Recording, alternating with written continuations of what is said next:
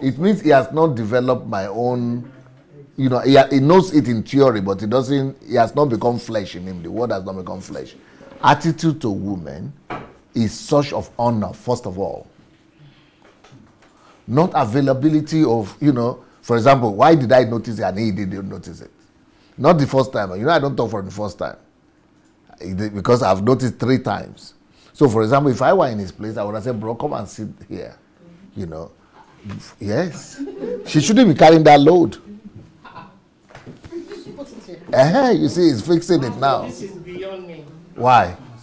Because they are sitting next to you. Just put it on the Yeah. table. Okay. No, you have to be there. Yeah.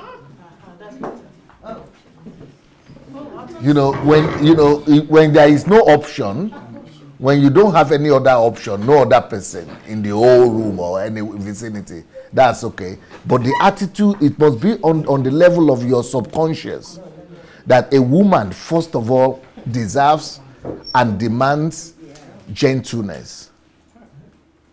A woman demands and deserves not just gentleness, but softness, what they call fragility.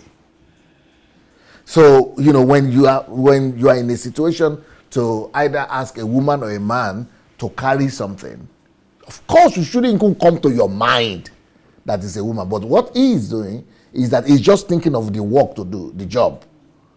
Because he needs to do some things and he needed to give the thing to somebody to relieve him, he is not considering other principles. He didn't even think about it, that anything could be wrong. He didn't even know that she's a woman at that point. So the problem is that he is not noticing a woman in her. He just, for him, as far as he's concerned, he's just a human being that could carry the thing. So he's more oriented at the work that needs to be done, not considering, you know, being, you know, he knows about it. I have a book that's called How to Be in the Here and Now. If he had been in the here and now, he would have noticed that, you know, no, that's a lady. A lady, first of all, your first reaction to any woman, your wife, your mother, your sister, any woman at all, should be that of gentleness, should be that of honor, should be that of try to protect her. So how do you protect her? By giving her that load? Is that not what I spoke about yesterday? Protection, yeah, identity, provision, and stability. So we try to make them feel good and welcome and comforted. If you have listened to my family series, you will know exactly why. There are reasons for it. And the reasons for it goes from hormones, organization of hormones in the body of men and women, and the difference is a big one.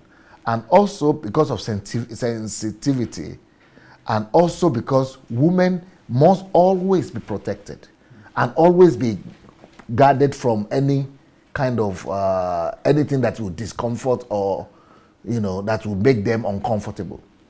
A woman by herself, she's already uncomfortable just by the factor of things going on within her. So, you know, the first the response to a woman should be to relieve her of further discomfort. But the Western world doesn't do that, because the Western world has taken money and has put mammon at the head of everything. Mammon is supreme. So either you're a woman or you're a woman, they don't care as long as you can walk. Yes, and make money. So they don't respect the nature of women, and so they push you to go and work also. And if you don't want to do it, they put so much demands and bills and everything that she will have to go and do something. So because of that, sometimes you could get used to that, and you think that that is the norm. But the norm, with the way God created it, that's why God says she's the weaker vessel. So always watch out for her. That's what it means. Always watch out for her. Always watch out for her. Always be in guard for her. But Pastor, I want to give you a challenge. But the most important thing for me is for him to hear me. And I think he's hearing. When you were teaching yesterday about... Give her the microphone, she said. About a man should help another woman after he must have helped his wife off the boss. Yes. With the African or Nigerian, right? If suppose me and my husband goes out, and he helped me down the bus, and I see him help to go microphone. Huh? I see him go and help another lady down. Yeah. It's going to be help for that's him. The way we because you want to. That's the way we think, African mentality. Yeah. So that a lot of people think like that too. Exactly. If you hear of if you want to know what people think about me, go to Google and write Sunday Adelaja and sex. You will hear all kind of stories just because of this attitude. But I will not bow to blackmail and to rumors and deceptions and lie and at the expense of truth. For me, what matters is the truth of the word of God and God's mindset. Okay. So we let people think anything they want to think, but me, I know the truth. And the truth that I know does not permit me to, to go and just please crowd. Okay. So if I'm going to now refrain from doing what I know, then I'm driven by fear or I am driven by public opinion. No, I would rather be driven by God's principles and God's standard. And also another thing is that if you don't notice small things like this, one day you will get used to your wife and your children and women around you. They will become customized. You will be so used to them that you will begin to bypass them also the way you bypass the other women too. You get used to if you don't make it your own intentional culture and something you do consciously all the time to always be aware of the right attitude to women, next time the thing you will discover that you begin to just demand from her. And that's how things break down, how relationships break down. Then there will be no boundaries. So there will be no boundary between women and men and everybody. So women will now be treated always as laborers, just like anybody else. Nothing makes out look special. But women must be special. And you as a man must make her special. And no matter, you must make, if you are present in any room with any woman, old, young, you must make her feel special. Tell her some compliments. Give her a hand. Leave the seat for her. Help her carry the chair. Do something you have to always do something to make her special. But if you don't do that to your environment, then you will not do it for your wife too. If you have been to our church, Embassy of God Church, you will notice that our men, they kind of try to take care of the ladies when they are going to the stage or coming back from the stage or everywhere. They are learning still. Not all of them are perfect, but they are learning to do it. Because a man is a stability factor. A man must always bring stability, bring peace, bring comfort. Just because I'm around, you should already be feeling comfort. Even if I'm not related to you. Because I will notice you. I will say something about your ear. Like I saw a picture. I said something about a picture today. She didn't even know I saw it. That's true. Yeah. Always do something to make the people that are around you, especially as a man, be a means and ni pakazi wa ni Africa is a small threat. Be a means and an agent of God. Be the image of God in everything, in all things that you do. I'm sure you are not going to be getting annoyed at me. I hope you are learning. Thank you, sir. No, I'm talking to him now. You let him respond. That's the least response to give about anger. Thank you for the opportunity to learn, and thank you for sharing. We're working on ourselves, and it's a huge opportunity. But did you notice that you need to give the book to anybody around? I noticed. I noticed. I also used to feel somehow about it, but then, like you said, I just wanted to get the job done. And so you elevated the work above the man. Yeah. So I wanted to get the job done and go, but I would work on myself and get better. So you saw the sense and the logic in what I was doing. Oh yes, yeah. Oh yes. That's the most important thing. At least so that you don't think that I'm shunting you. No, Sunday. All right. Well, don't worry, I will release the books about men. How men should behave themselves. Don't worry, the books are coming. They are coming. All right, dear friends, you joined us at a very good spot. Dr. Sunday was sharing something he noticed that I was doing that wasn't right, and we got live during that conversation, and I'm grateful that Dr. Sunday used my own example to correct me, and you were also opportune to learn at least one or two things from the correction. Yes, as men, we have to be responsible, and we have to be men. We have to be foundations, and we have to not just know it in our head, like Dr. Sunday said, but it must be our daily practice consciously. All right? So I would go to the first book that Dr. Sunday talked about earlier. No, before you go to that book, what do you think, since you are living with me in this house, is this something that I just talk about? Because that's what some people will go and say. Or what notice from my own lifestyle, my own attitude? Dr. Sunday, from your attitude, so women and ladies are like gold, like they are. I mean,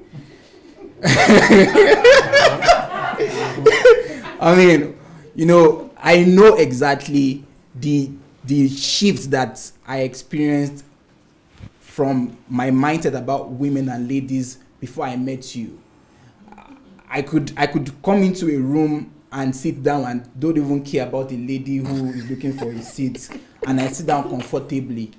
But as I come close, I notice that it's like I'm sick. I mean, many times maybe we're having a conversation. I remember the first time I started working with you, and you want us to sit close to you. And as a man, I'm very strong, so I'm the first person to get my chair, and I go get my chair and I sit down. And the was saying that, what's wrong with your brain? If you know what I'm saying, it does like this very well. It's like, because the women, they would, most times, because the women who are here, they also don't want to feel like they want to wait for a man to carry for them. So they go ahead and want to carry their chairs. And the Sunday is saying, what's wrong with you? Can't you see that she's a woman and you want her to carry that chair?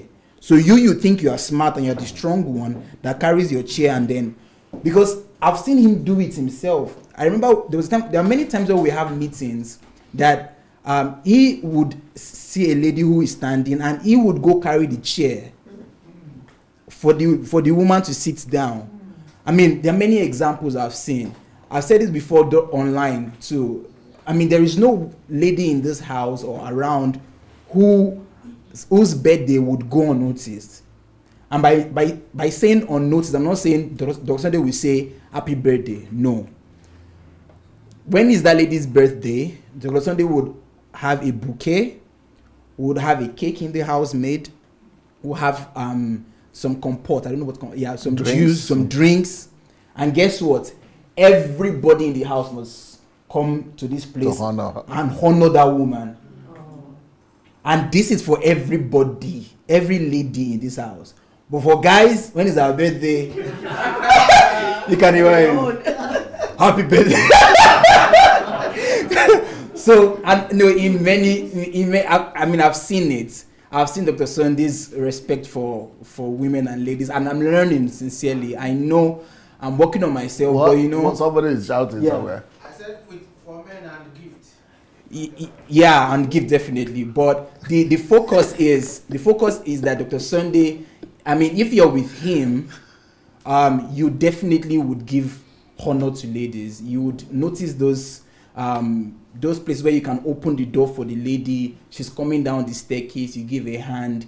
I mean, you just want to give that support. But you know, we are fighting a stereotype, and change is not very easy. Sometimes we miss it, but thank God for someone like him. But somebody will come and thank me one day after you marry her.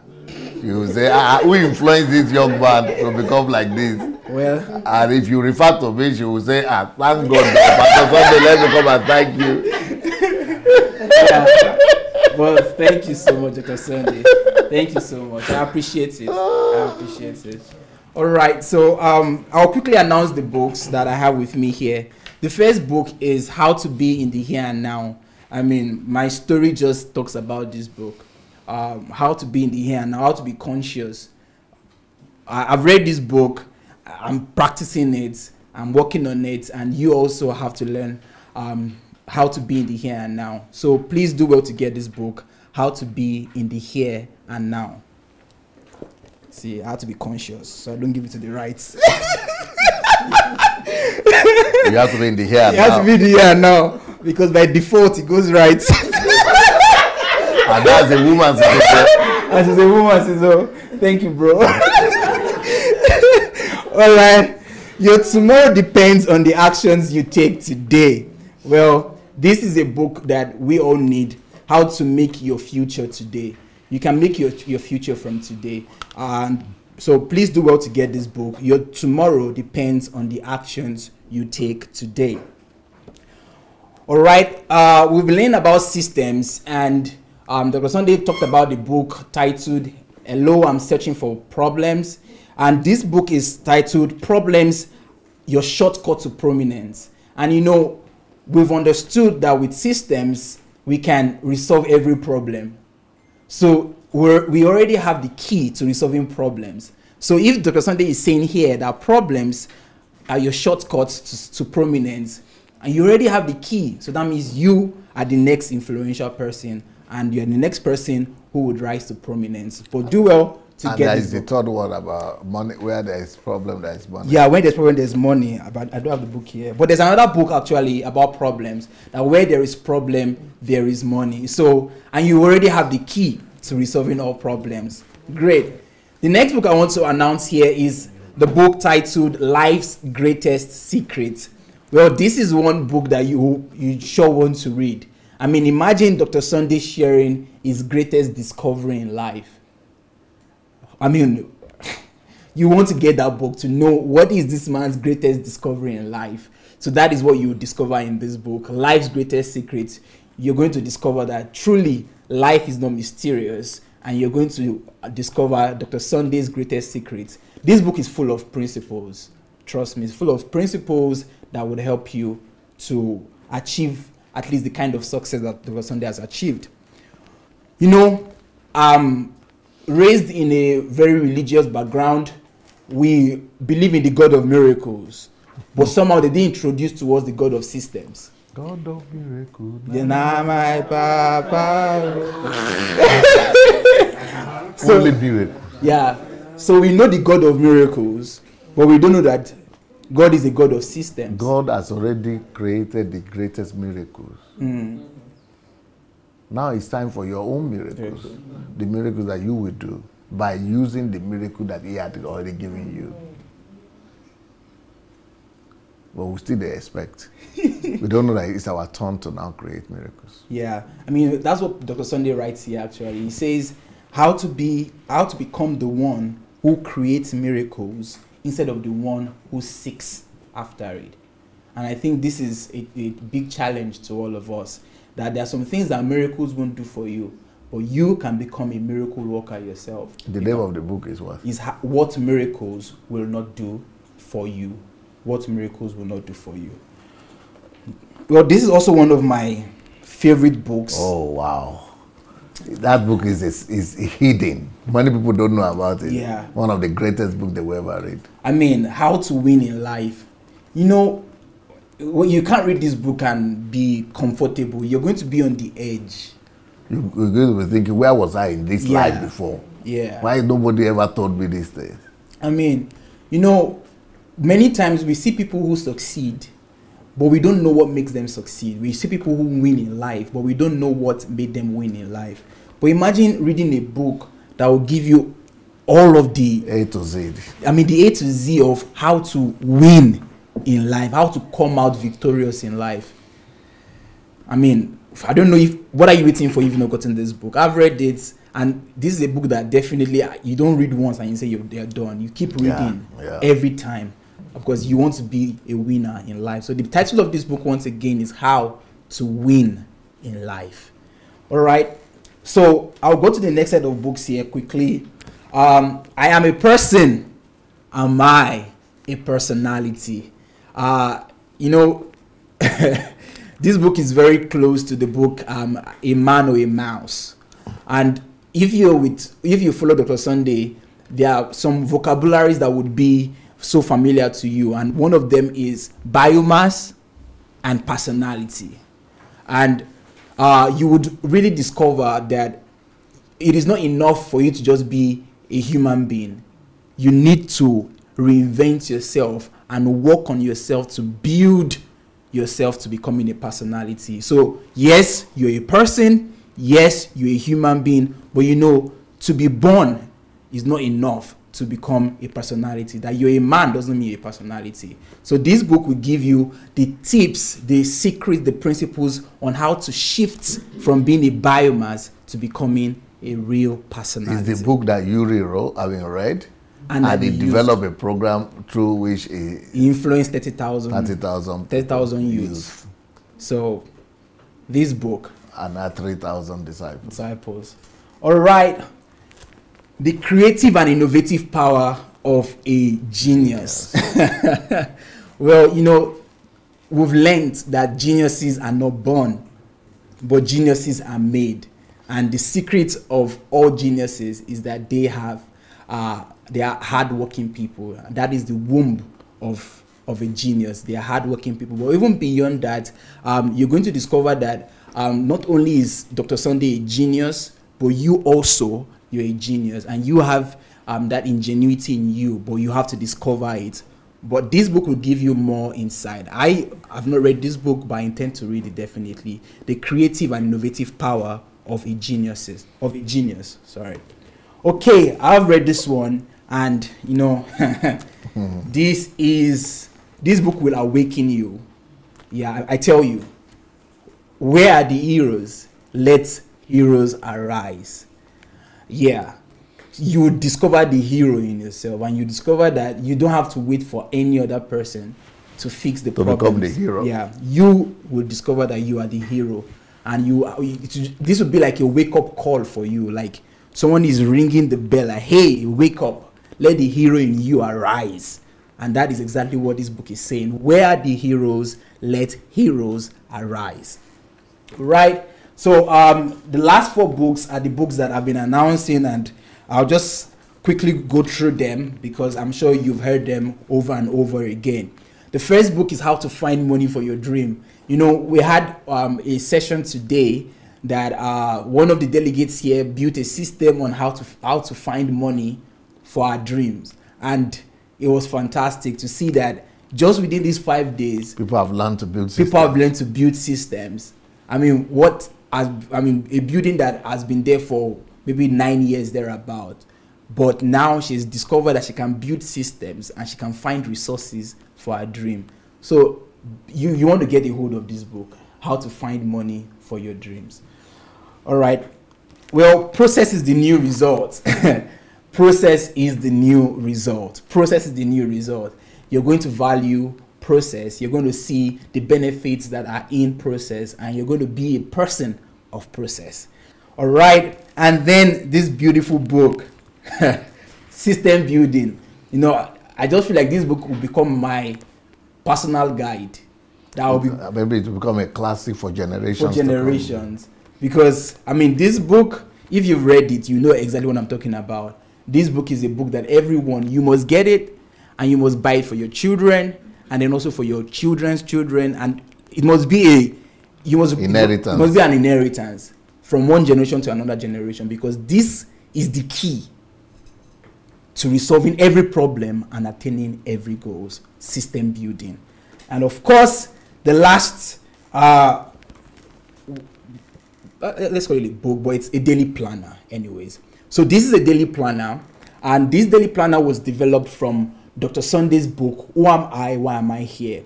You know, many of us have read that book, but we don't know how to accomplish our goals. You've discovered that, yes, I have a burden for this, I have a passion for this, but where do I start? How do I start? How do I accomplish my goals? But this daily planner will help you. Now, look at it. It will help you to accomplish your goal within 1 year. Can you believe that? Within 1 year. But what makes this wonderful is that it becomes your day-to-day guide, that you see what to read every day, quotes to read, counsels for each day, daily tasks, and then you have a feedback system for yourself. I mean, you've not seen anything like this ever. You want to get this daily planner for yourself. And even more, you can use this daily planner for your children. For training. You can use coaching. It also for training, for coaching. So please do well. Seminars. Yeah, for seminars. I mean, it becomes a very useful tool for you to help people discover their purpose and accomplish it. All right, so please do well. It is daily planner, how to accomplish your goals and your purpose within a year. All right, so thank you, my dear brother. Thank you so much, our viewers, for this introduction. I would like to also announce that if you want to partake in the HMT promo, please write to us at dsasbooks@gmail.com. If you would like some of the delegates to also help you in bringing some books, you could write to DSAS Books, and we'll see what we can do before they leave. All right, so Dr. Sunday is here, and guess what? This is the final session for this HMT. Some delegates are like, we wish we can have another week. But then I'm not really sure about that. So maybe they would have to testify to that. But Dr. Sunday is here, as you can see, and I would like to hand over to Dr. Sunday. Thank you, sir. Thank you so much, sir.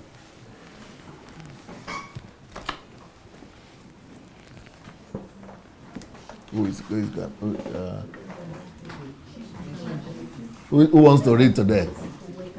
For the last day. It might not be you, it could be somebody else today. Loud and clear. You have to be sure, because you don't want to run into me.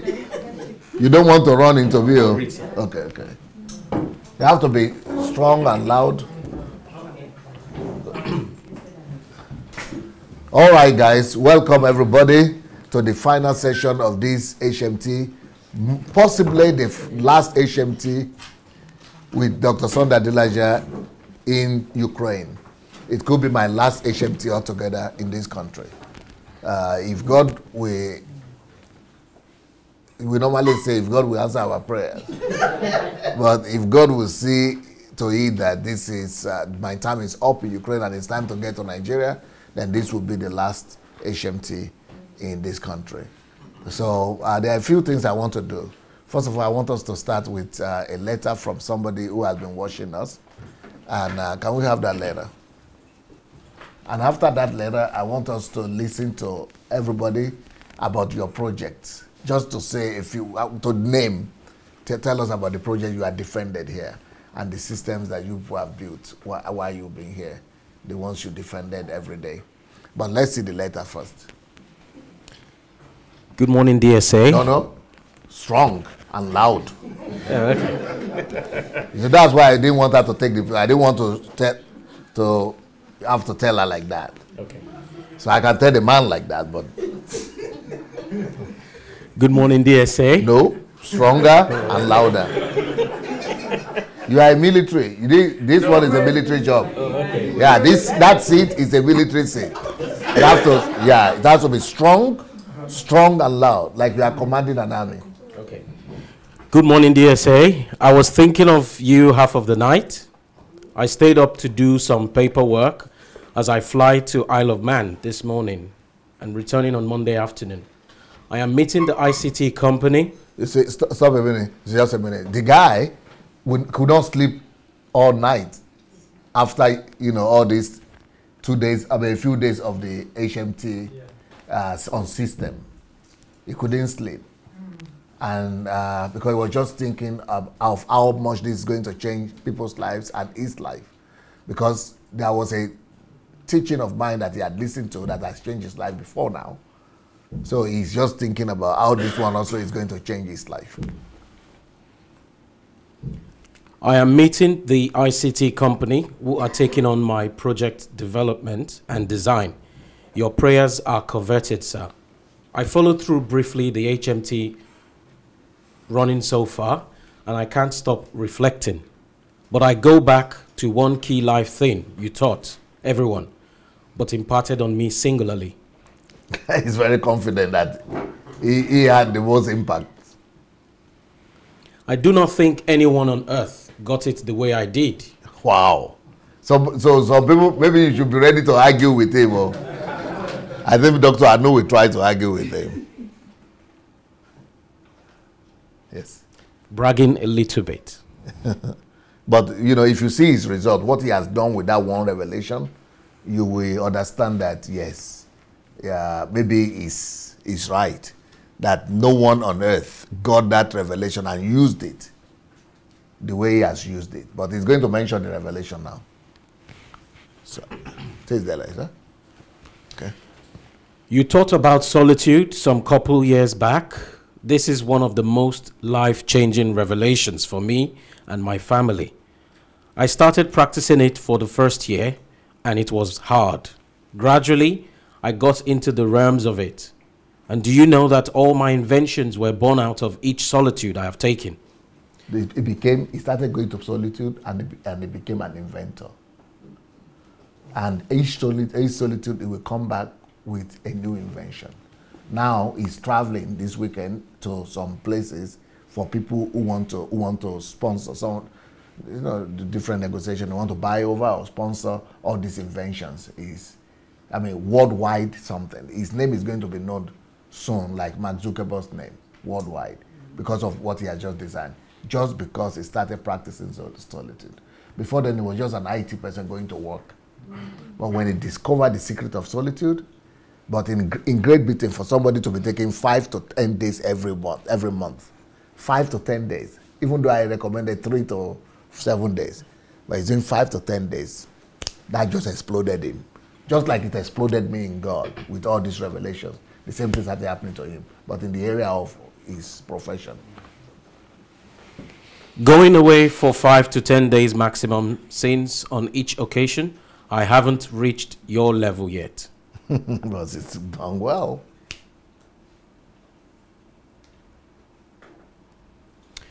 Once we talk next week, I will be able to share some of the things I have experienced in one which is so amazing regarding the system building, which the Lord taught me, a pinch of the whole you have been teaching on HMT. And realizing how fitting it is to you, to your teaching, I am overwhelmed. You know what, DSA? Please keep on what you're doing for the sake of us, our children and grandchildren. Please and please do not stop. I have created 3 educational products that would be bigger than Facebook and LinkedIn in the next 3 to 5 years. And he's a black man. He's not a Nigerian, but he's an African living in the UK. Something that will be bigger than Facebook and LinkedIn. LinkedIn, yeah, or what do you call it? LinkedIn. So can you imagine what solitude can do for people? So if we know God and we say we are believers, what is our product? Because we are not following the principles. Work hard as if everything depends on work, and then depend on God, also seek God as if everything depends on God. He started using that principle, true solitude, and everything exploded. So Pastor Sunday is not a spirit after all. Pastor Sunday is not special. He just discovered some truth.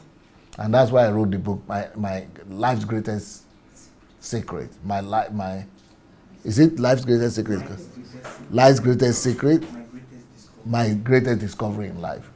That's why I wrote it. I'm not special, but I discovered some truth. And those truths I'm sharing with the world, and he has discovered it too. They are not launched yet. For the sake of delayed patent rights, I will just mention 1 or 2.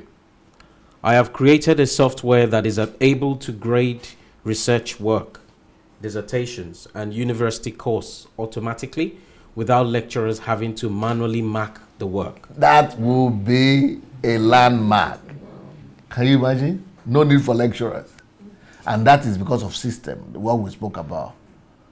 That we should, we should start from primary, secondary school, so that people will begin to write apps like this. And for any problem, they could write apps. And also they could write the app and what I talk about, and startups. Yeah, so that they could begin to, if we teach them systems, they'll begin to just, any problem they see, they'll begin to come out with invention. Okay?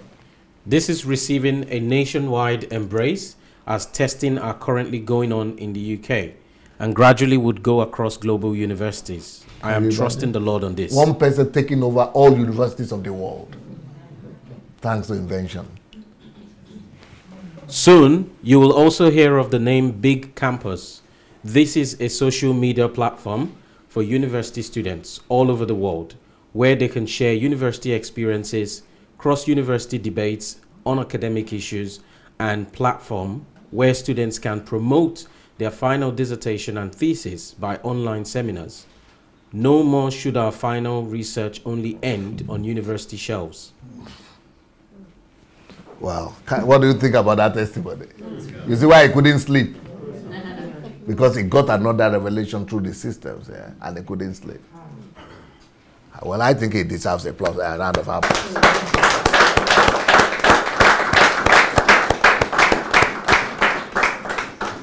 Just by using those principles we're talking about. Okay, now before I go, today we are going to be talking about the New Nigeria project. The New Nigeria project. I'm going to do a presentation that is going to be broadcasted today. So congratulations to all the people watching us at home. Today's presentation will be live broadcasted. I'm going to be broadcasting it. So it's a little bit of secret, but not too much of a secret. It's not as secret as the ones we had shown. The ones we have shown are more, but these ones I'll be able to show. Everybody can see. But before we see that, just like we are hearing the testimony, because you are hearing testimony of somebody who has been following me for some time, for 2 years or more, and we just read his letter, but also let us hear from people who came to this HMT, their results. So I want everybody to stand up and speak about his own project that you presented, that you defended today, this whole week. And somebody can also talk about the group's project. You had groups, right? You had group projects and you had individual projects. Yes. So talk about anyone you want. Let's do it fast. Who starts? You start. Okay. You might need to, no, you don't need to stand. You are in front this time. Okay. You want to talk about the group or individual first? No, anyone you feel like. You can talk about the two. You can do the two. Okay. Because the idea for the people who are watching us at home is that the idea is that, imagine it, people here are already building systems. Beautiful idea. People here are already building systems. So we are talking about system building and people now are experimenting. They are talking about the system that they are building already. Okay, let's start. Does he need to show you to this point? No, he doesn't need to show it. You just need to talk about it. Explain it to people. Okay. So the individual project which I worked on, it's a digital skills enhancement platform. Move closer to her a bit. Yeah. Yeah, it's good now. It's good now. Good. It's a digital skills enhancement platform that is being built to close the skill gap for IT professionals. Initially, it's going to be launched for UK-based IT professionals. But the objective is for it to actually extend across to any part of the world. I'm just going through. So yes, so it is aimed at reaching out to 5,000 professionals within the digital technology space. And the timeline would be over the next 2 years. So that's a system that is born there. Okay? So the unexpected aspects here is that it's going to cover a diverse aspect of the IT discipline, the technical side of things. In terms of benefits for users of this platform, they will be entitled to free webinars and 50% discounts as subscribers. And they'll be able to get a hands-on template to successful delivery of their niche technical discipline. In terms of the resources, we'll be partnering with about 4 subject matter experts in the form of module content leads, and we'll be relying on this virtual platform which is under production. We'll also be relying on the contents of the module that will be delivered throughout the platform. We'll be relying on our skills and our competence as IT experts and the processes as well, which we'll be instituting. With regards to the timeline, the aim, as I said, it will be over 2 years. So that breaks down to about 2,500 IT professionals over the next 12 months, 208 IT professionals in 1 month, 48 IT professionals in a week, and approximately 8 IT professionals in a day, excluding the weekends. So expectedly, we'll be looking at delivering 2 free webinars every week using the 4 SMEs, 4 premium webinars, and 4 playback premium webinars every 8 weeks. In terms of the team, as I said, it will be myself, my humble self, and 4 other experts who I'm partnering with. Interestingly, there will be opportunity for more partners as time goes, and it will benefit project managers, test analysts, business analysts, DevOps engineers, web analysts, digital marketers, and so on and so forth. In terms of the product offering, so what sort of specialist coverage are we going to be having? It will extend from geospatial technology to the health sector as well. It will have digital transformation, target operation model, cybersecurity, data protection, information governance, CRM implementation, data analytics, business intelligence, and DevOps engineering.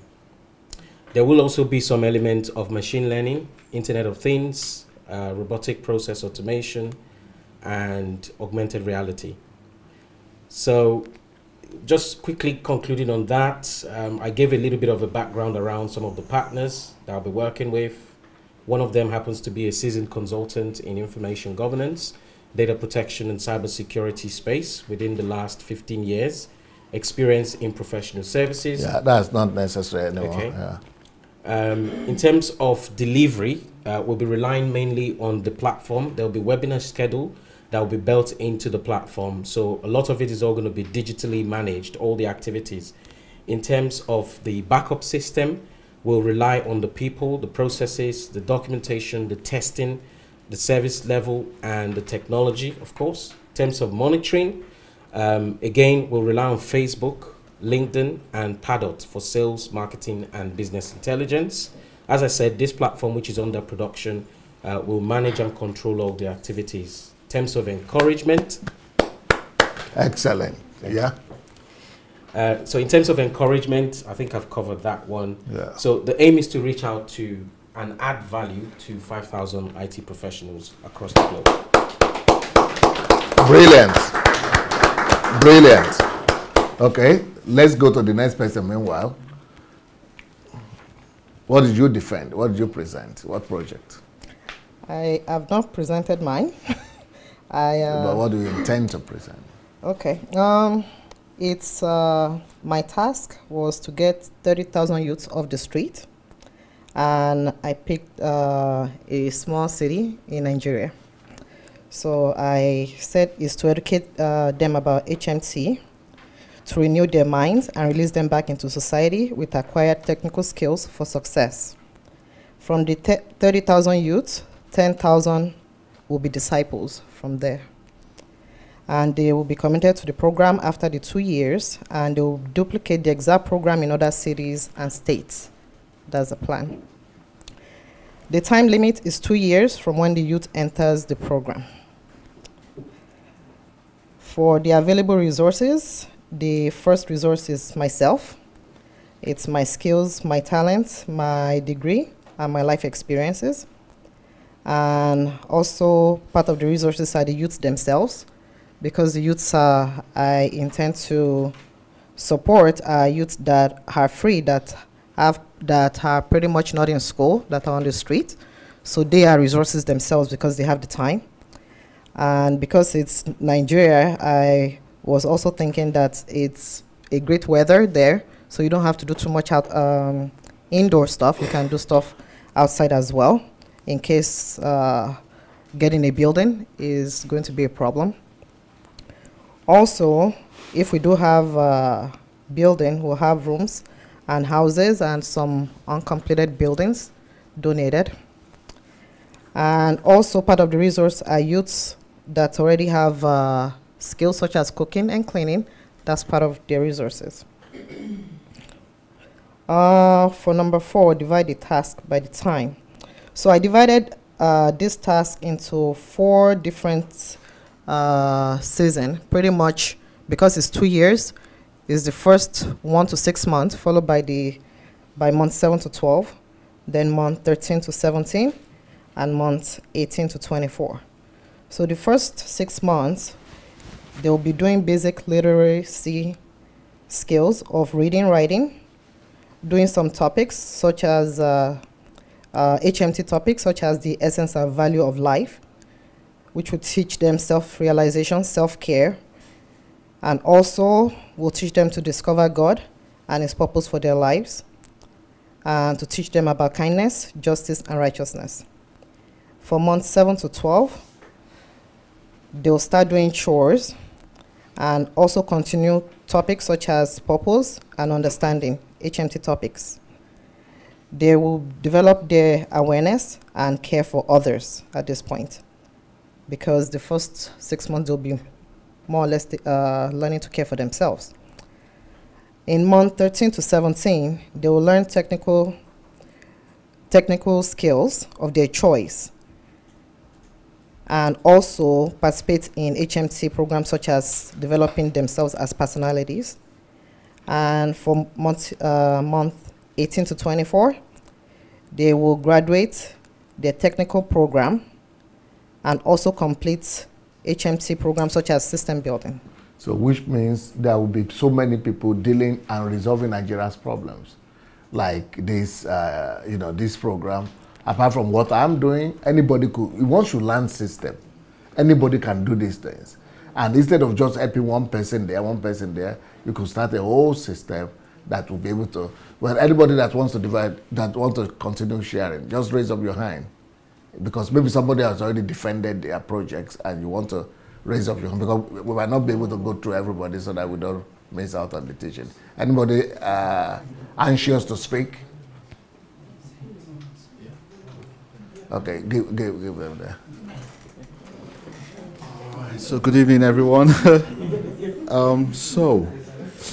All right, so I've developed a system. I'm very passionate about self-education, and I'm taking my self-education really seriously now. I'm developing my personal self-education system. Now, a product will be born out of this self-education system, which is going to be a blog. But let me just go through what I've done.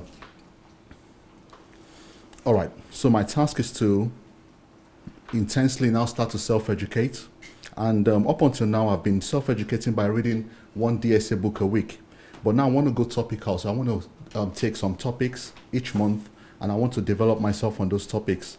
The topics I have so far are on systems building, kingdom life, time management, family, money and financial independence, nation building, and I'm moving into a new career, which is business intelligence, so I'm self-developing on that as well. The resources I have are, I'm developing my mind, so my mind is my first resource. Time is another resource on my side. Then books. In the initial stages, I'll primarily be educating myself with books by DSA, because they are the only ones right now that have what I'm looking for. They are based on laws and principles, and that is what I want to do. Now, in addition to that, I'll also be building systems based on whatever I am studying, the topic I'm studying at the time. Other resources I have are messages on Dr. Sunday's YouTube channel, SoundCloud, Pastor Sunday Adelaja SoundCloud, and www.sundayadelajablog.com. Now, I have created a schedule of how I want to self-educate. I'm hoping to invest a minimum of 6 hours every day. I'm hoping to invest a minimum of 6 hours every day, and the schedule I have, where unfortunately we can't see it, is I'm going to be doing 3 hours in the morning, from 3 a.m. in the morning till about 7:45 in the morning, and then I have Uncle Sam from 8 till 4. And when I come back in the evening, I will self-educate again from 5 o'clock to 8 o'clock in the evening. Now, my monitoring system will be my personal integrity, so I'm sticking my integrity to the fact that I'm going to stick to this daily schedule. Now, I mentioned that there's going to be a product as a result of this exercise of self-education, and I'm taking my mandate from Matthew 28 verse 20, where Jesus is telling us to teach these new disciples everything he has instructed us. So let's check the microphone. Let me see the microphone. Is there any problem there? Bring it, let me see. Okay, so, you know, we said we shouldn't be putting it under this thing. So, you don't know who did it? Okay, we don't put it under here because it's destroying it. That's why we can't, it's spoiling this something.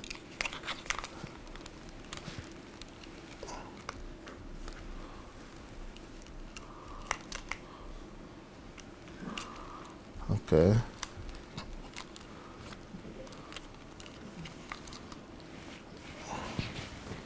I'll try to talk on it and see. Good?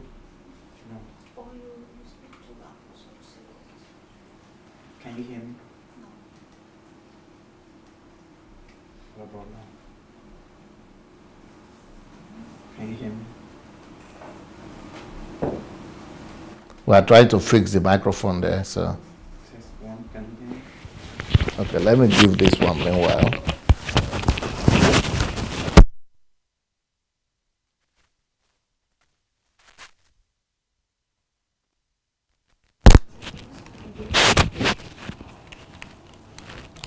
Give it to her meanwhile while I hold this.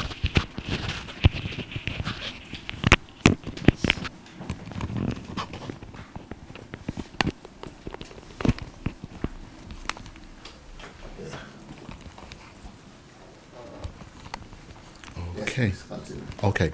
So I was sharing about the self-education system I've put in place, and I was telling us about the schedule I've put in place to subject myself under. It's going to be 6 hours every day. I'm going to start at 3 o'clock in the morning till about 7:45. Then I head up to my Uncle Sam, and then I'm going to self-educate again from 5 till about 8 o'clock in the evening. Now, the main part of my self-education is I'm going to be producing a product. And the products that will be coming out of my self-education is a blog. Now, I'm creating this blog because I believe from this self-education, I believe I have a unique voice, I have a unique story, and I have a unique experience. I'm also on a journey of self-discovery. I'm on a journey of self-actualization and self-development, and I feel it is incumbent on me to share what I've been learning on this journey. I am also on a journey of self-education, and I'm taking an adventure into God. I'm encountering superior knowledge, and I'm being fortified with understanding, and I want to share all this truth with the wider world. So my plan for the blog I'm going to be creating, a result of this self-education, is I'm going to dedicate every first hour of my waking moments. That's going to be from 3 a.m. to 4 a.m. I'm going to invest in it in writing up these articles for my blog. Before I actually launch the blog, I'm tasking myself within the next month to create 15 articles. I'm going to start off by posting 1 article a week, but as I get better with my writing speed, I will increase this to 2 articles a week. I'll be investing in a Grammarly premium account to help me with grammar and spelling mistakes.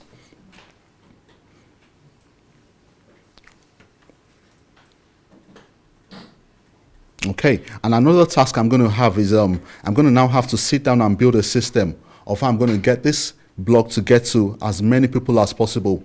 I haven't taken out the time yet to determine how many people I want it to be, but whatever it's going to be, I'm not going to have to produce a system that will now take this blog to as many people as possible. Thank you. Who's there? Anybody willing to defend their please tell us what you have defended or the project that you spoke about.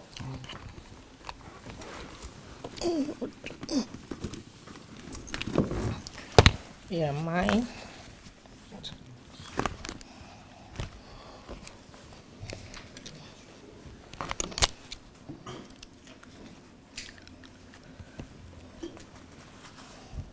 We are waiting for our sister to open her device and tell us. Yeah, my system build is to transform lives of young adults. I'm sorry. To transform lives of young adults and youths to the tune of 1,000 a year. So the task is 1,000 outreaches, which brings it down to 4 per day, excluding weekends. And the goal is to help them from hopelessness, joblessness, homelessness, and idleness. My plan is to go out around 9 a.m. in the morning, looking and talking and extracting information from these age groups. Because from my experience and research, I've seen that around that time is when those with jobs are idle about.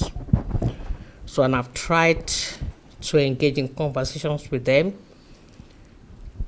So, if I manage to get 4 people per day, my resources is me and the acquired knowledge I've had in this country, because I've been to the job centers in Britain to inquire about how it works, because they help a lot of jobless people to connect them to prospective employers and able to secure jobs for them. So, and the formula is as stated before, above, which is target is 1,000, simplified to get to 4 per day. And once I get those 4 per day, then we'll form a team. Fortunately, my area, geographical area, because I live in the redemption camp, and my parents' house is in Surulere in Lagos. But I'll base my office to be in Surulere, Lagos. And then those 4 I'm going to start with will now be my outreach. But first, I'll mentor them, teach them how to, approach people in order to gain their confidence. And then they'll be more comfortable in conversing and giving information out about them. And then because of my, knowledge of how to source out employers, to make contact with employers, so that I already secured them contact with employers and I can get them employees. So the daily task will start from my office. I'll create in Surulere and then send them out to get, since I've mentored them and teach them on the proper way of addressing people and all that. My backup plans will be continuous training and making leaders of them. The control system will be phone calls, SMS, emails, and checking up on them. Because, at that age, they're fond of being distracted at work.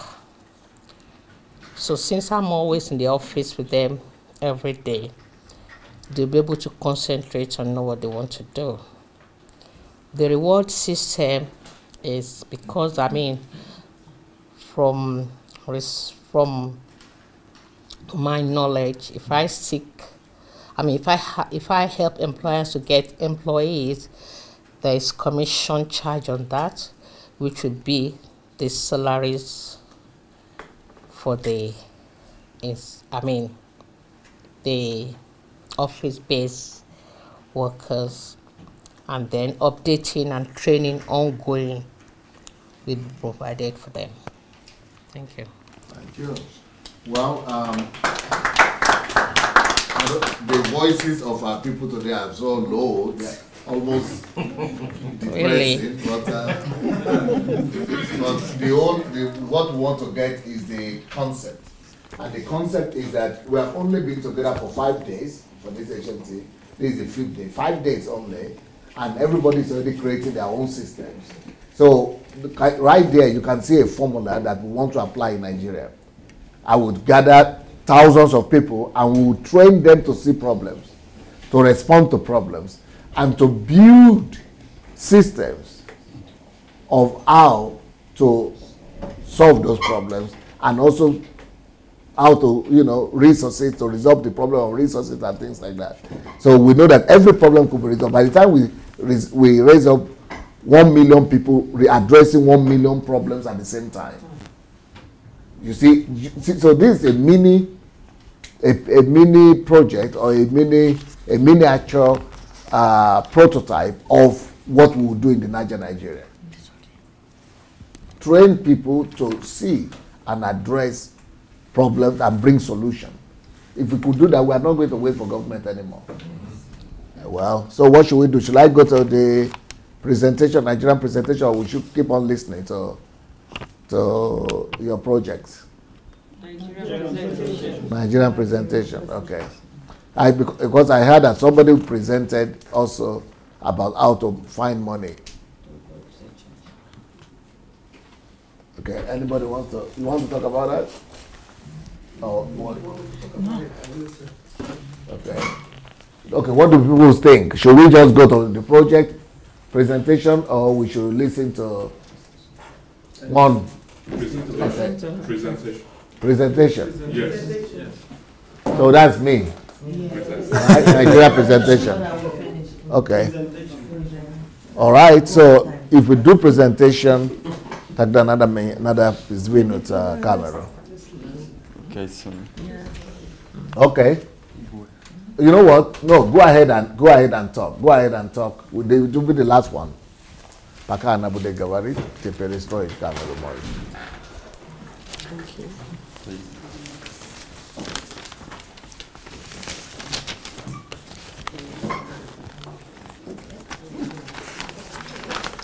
So, Pastor, are you ready? Yes, sir. Okay. This is the financing of Redeemer Praise Church, 107 South Pine, San Antonio, Texas. Can you speak louder, please? Because, like I said, your voice is starting from Igwe was too low. So he set the tone for all of you speaking so low. What? Okay.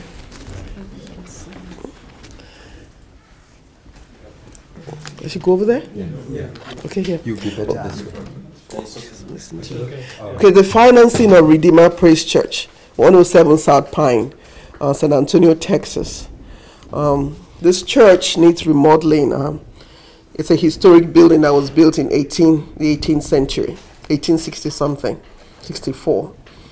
And we bought it, and we wanted to just put a story building so we can have a boardroom and counseling center and stuff. And when we moved the sheetrock, we found that they had been burnt, and with the charcoal still there. So we were stuck because we have to redo everything on the inside. So the goal is to raise $120,000, and the time of completion will be 12 months. And the resources will be myself, 50 members.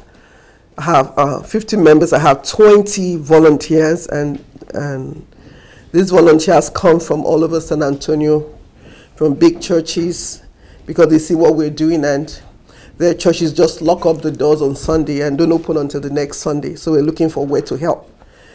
And then I have 30 partners that help, send some every month, some whenever they have a need, they feel like it. Then above all, I have God.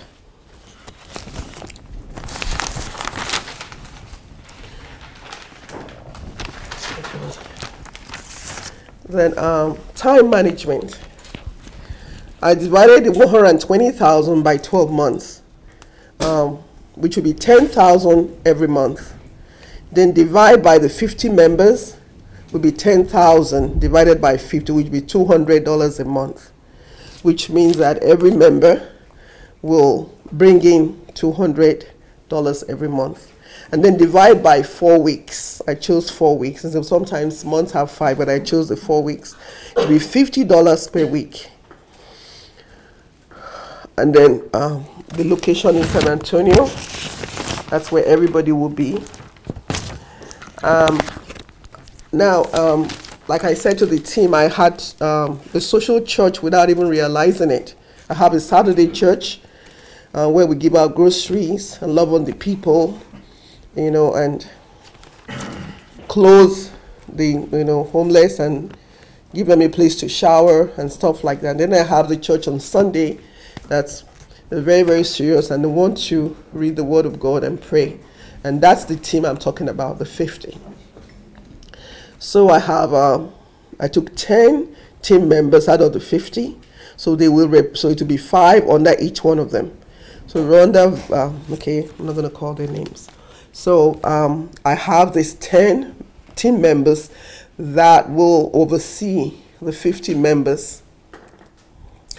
They will see that every Sunday this money is turned in, and I will see to it that after church we will have a meeting to see how far we've gone to our goal every Sunday. Then my backup plan will be the volunteers and the and my partners. Now, some of my volunteers, they are veterans. In fact, I have one who's a millionaire who brings us breakfast every second Saturday. And until I came to this meeting, it never occurred to me that I had my resource there. And I've been praying for since 2010 when I bought the building. I've been praying for $120,000 to fix it.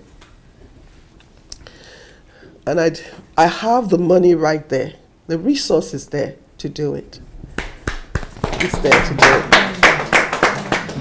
it. So the monetary system. Prayer system is stronger than prayer. Yes. Yes, sir. So the monitoring system. Somebody gave a very wonderful suggestion that I should have the bank account out so people just pay directly into the bank account. Also, I realized that some people even send money through PayPal directly into our account. Okay, so the reward system will be thank you cards, affirmation, and gift certificates. Then I intend to set up a prayer breakfast to thank the donors and present the program. I forgot to say that I've had a lot of things on TV. I've been on the front page of Nigerian newspaper, the San Antonio newspaper, and then the eighth page, all the things that we do. I've been on TV several times. I've been chosen as one of the people that make San Antonio great. So I was going to ask someone to help me put all of these things into a file, and where I will talk about the things that I do. Well, you saw the way the old woman did it today. You have a model right there for yourself. And let did you enjoy the old woman? And present it to this present it to these people and let them know what we do, so that we can continually have a resource of funding. Beautiful. So are you people seeing what I'm saying? That my strategy in Nigeria is exactly what I've done here. It's a prototype. Can you imagine me meeting and doing HMT like this every week and preparing 1,000 at a time or 10,000 like this and teaching them how to own problems, how to adopt problems, like just like you people are doing right now. Then monitoring them and helping them, being a mentor to them and helping them. That we will get a list of all problems in Nigeria, and we'll get 10 people, 100 people to adopt each problem. That's how we change the nation. Just 5 days, all of you are already adopting, taking charge of different problems. Just because you got to know truth and you are building systems for them. Then when you train other people and teach them to build systems also for their problems or that they will see, everything changes.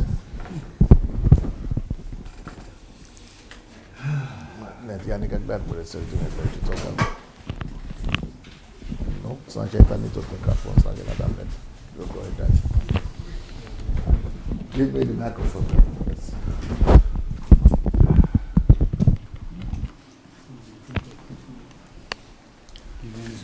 position. Sorry.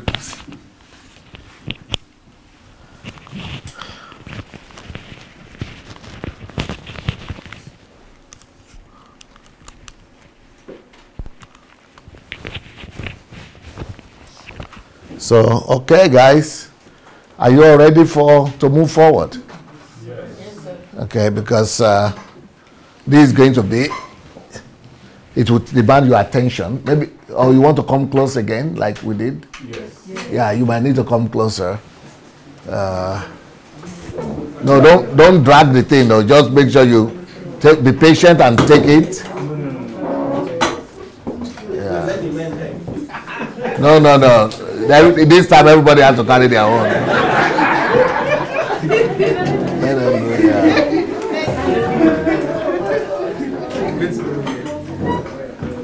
Not beyond there because the camera now.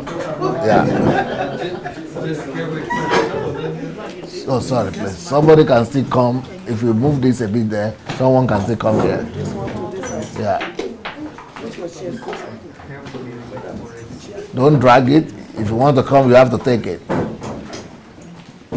No, somebody has to come here. No, then if he can come here, then you stay there.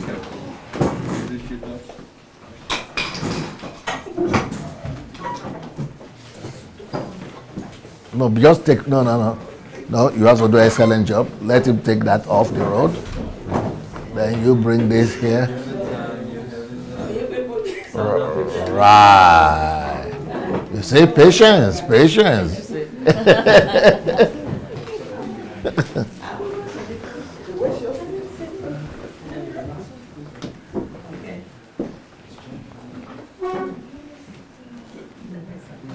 All right, we are trying to position ourselves so that we'll be able to see better what we are going to do.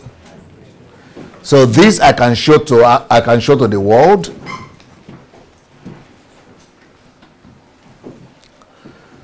So the idea is that we want to create a new Nigeria, brand new, from this crash. You already know what we are talking about. Yes. But today I want to give the ideology, the ideological background of the new Nigerian project. So I want to present to you our ideological approach, our thinking, our mindset, what informed our decision to want to create a new Nigeria. No, another podash. Puska ilushe tak podash Hashem.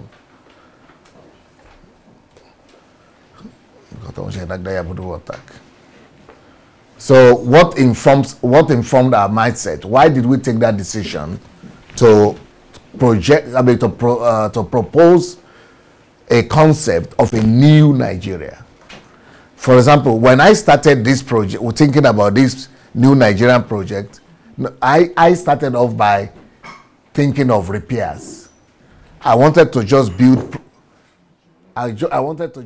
infrastructure and amenities in every local government.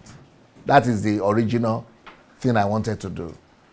But then I discovered that apart from building infrastructure in every local government, we need to change the mindset of everybody.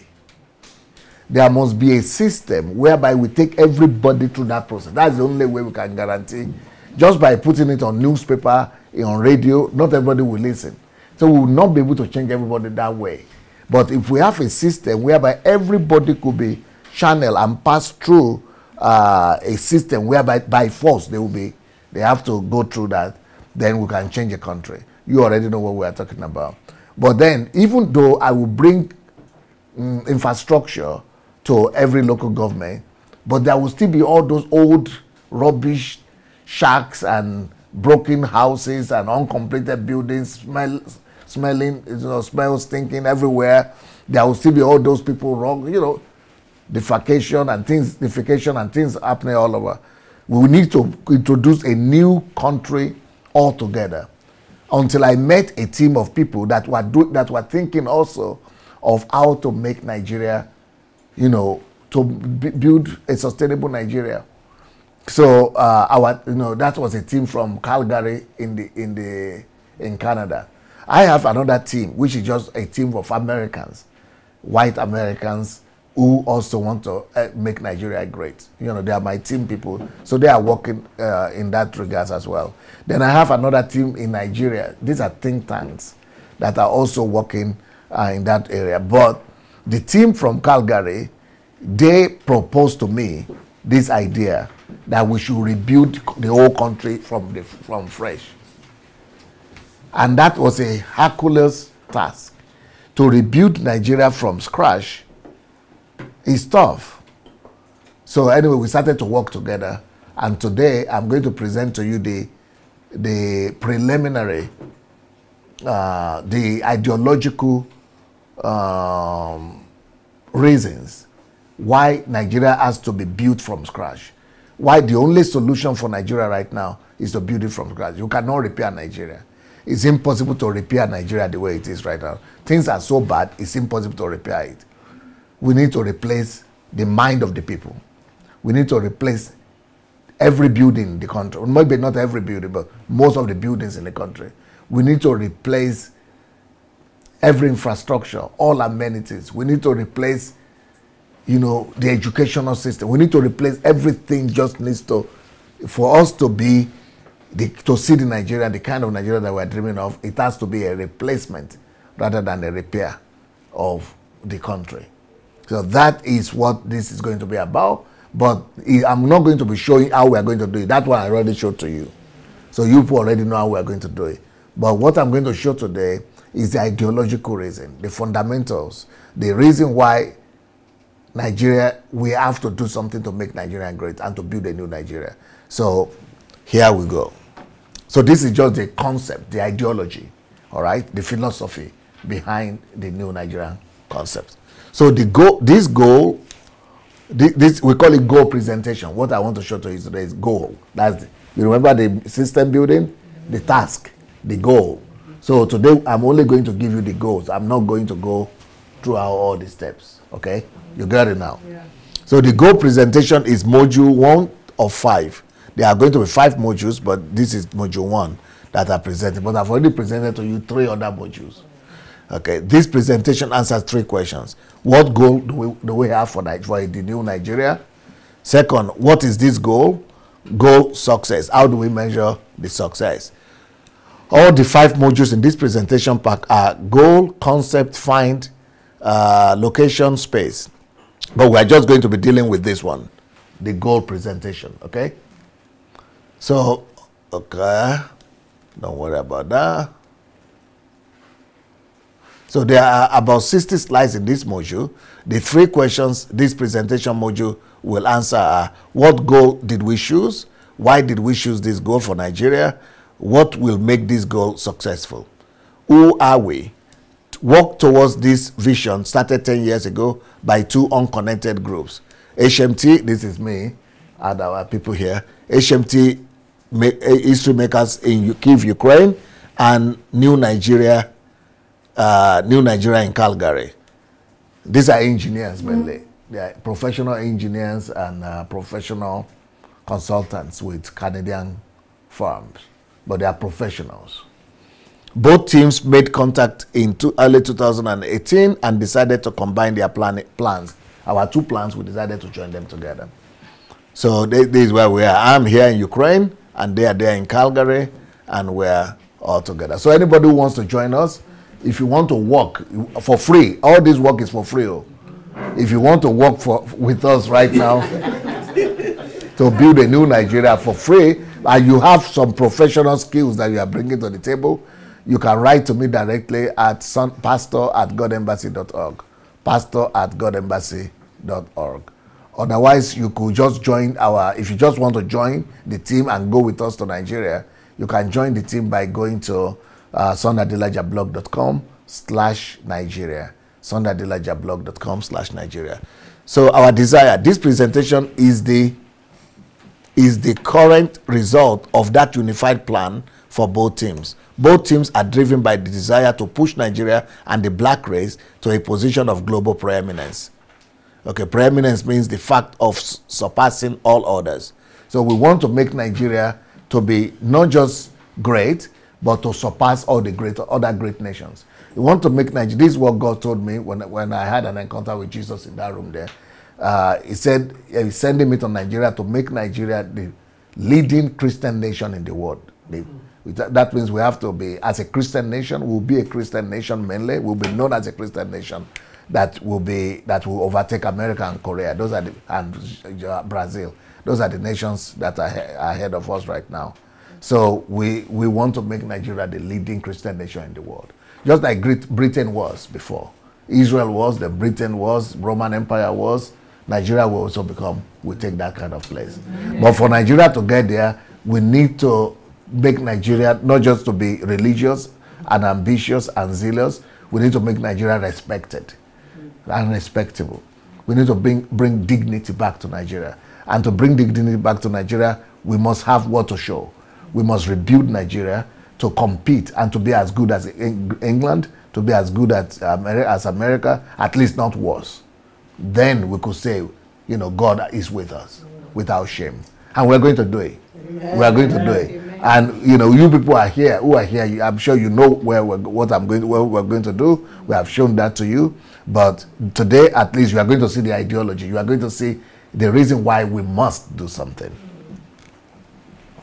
So feedback so far. This presentation is like no other. Comments from most of the Nigerians who reviewed this material they say that this is the best, and you people will attest, right, because you have seen, it's the best plan they have ever seen. All of you say you have never seen anything like that. Yes. Most practical plan they have ever seen. Most holistic plan they have ever seen. Difference from others. The difference between this plan and other Nigerian plans, it covers both the inside and the outside of a person. It's not just the infrastructure we are changing. We are renewing every Nigerian as well. So both the inside mind and the outside environment are covered. Push Nigeria ahead of other societies in the world instead of catching up. Right now what we are playing is catch-up game. But the way we are doing it, we are using a jumpstart strategy that will make us to start to catch up very far, to be ahead of other societies, even the leading 10 countries. Uses a replacement approach instead of repair approach. You understand that now? Yes. Uses more outside funding than inside funding. So we are not going to be dependent on Nigerian budget or Nigerian money. We'll bring the money that we will need to use to build a new Nigeria. We'll create an investor's paradise in a short time. But Galena village, no, sasta te atreza la kavota parne tam. A umeja ja ni nužna je ta mesta. No, to jest można atrezat od meja. Was this można atrezat, vidiš koliko mest des svobodne. Da można je ta atrezat I его показать. И женщину в обратную сторону тоже. Окей, дай мне управление. Управление дай мне пока. So what do Nigerians think? What do most Nigerians think about Nigeria today? What even while I'm talking right now, I'm sure a lot of people will be thinking like this. So what are the thoughts of Nigeria? From our research, what Nigerians think about Nigeria and any attempt to try to say we can make Nigeria better. This is our conclusion. If you ask the average Nigerian, is anything possible? Most will say yes. No, not concerning Nigeria. If you just say is anything possible, they will say, oh, everything is possible, especially with God. Everything is possible with God. Of course, everything is possible now. You go to the street of Nigeria. Nigeria is some of the most positive in that sense. With God, of course, everything is possible. But when you ask about Nigeria, is it possible for Nigeria to become a developed country in less than 7 years? Most people say, no. Everything is possible, but not Nigeria. Everything is possible, but not to fix Nigeria. Are you seeing it from where you're sitting? It's like, are you sure? Okay. Why are things impossible for Nigeria? The top 6 reasons for most will look like the next slide. So what Nigerians are saying, they will say the political class won't let it happen. They will tell you that politicians won't let anything you want to do in Nigeria, it will never happen. Why? Politicians won't allow you. And we had that here too. So they just you are just being typical Nigerians. Number two, ethnic diversity won't let it happen. That's what Nigerians think. Number three, religious diversity won't let it happen. At least we don't have those ones here. Here we didn't have ethnic and religious. Next, but in Nigeria you go find them plenty. Next, the general mentality of the people won't let it happen. So we have considered all this in our strategies. Corruption and greed won't let it happen. Where will you get the money to make it happen? So this presentation will answer all these questions. So what are the impossibilities? In history, everything that became possible started as being impossible. We all know that, right? Before somebody else did it. So everything was always impossible before someone else did it. So people will fly. It was impossible that people will fly in planes. It was impossible that people will walk on the moon. It was impossible that Nigerian national debt could be cancelled and cleared. It was impossible that most Nigerians will have cell phones. It was impossible that Ebola will not kill thousands of Nigerians. It was impossible that Israelites will possess the promised land. All these things were like impossibilities before. But all of them have now been accomplished. Yes. So the rebuilding of Nigeria and the new Nigeria concept is now looking as impossible, but it's until somebody takes the challenge on. So that's what we are doing. We know that, yes, it's impossible, but every other thing also used to be impossible before somebody did them. What makes people feel things are impossible? There are reasons for that. Number one, challenges are too big, like our own. To build a new Nigeria, to make Nigeria overtake America or to overtake Britain is too big. Hurdles are too many.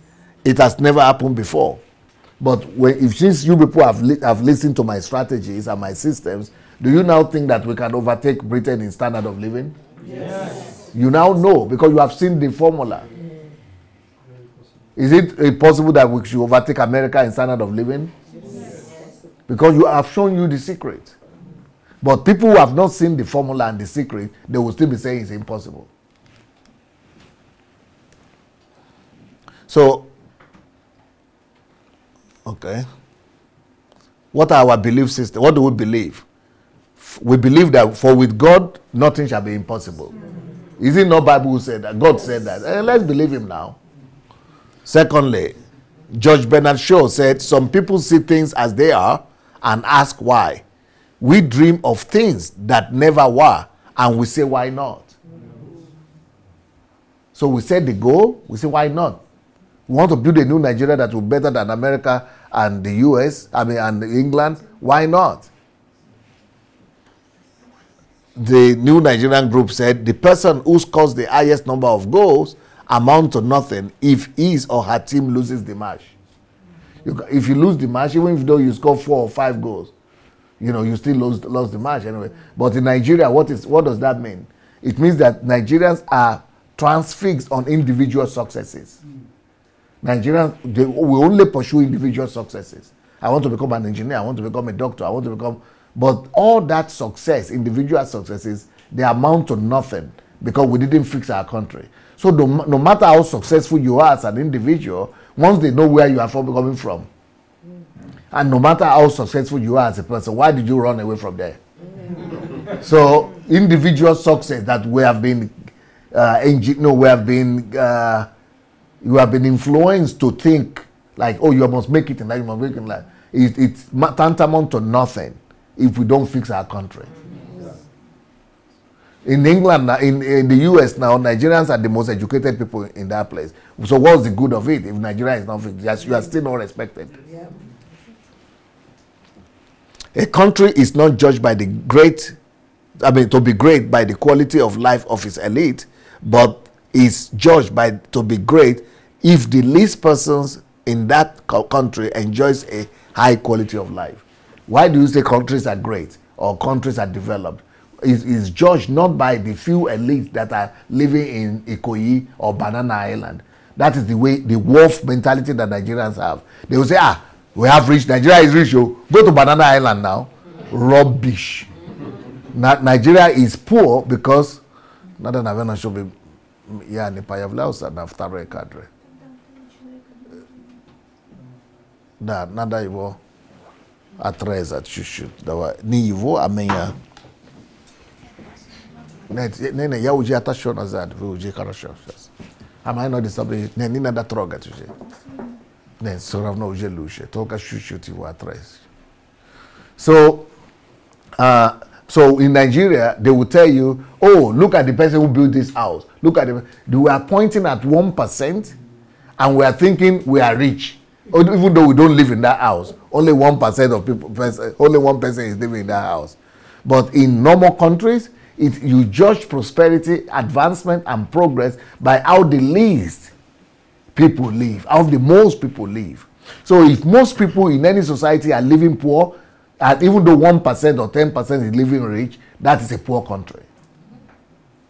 So, but in Nigeria, everybody just wants to be in that elite that is living rich, and want to say, I'm in that club of the elite, that is, I am one of the rich people in Nigeria. But that has to change. We must change that mentality that if my environment is poor, even though I'm the richest person in the world, but I'm poor, I am only as rich as my environment.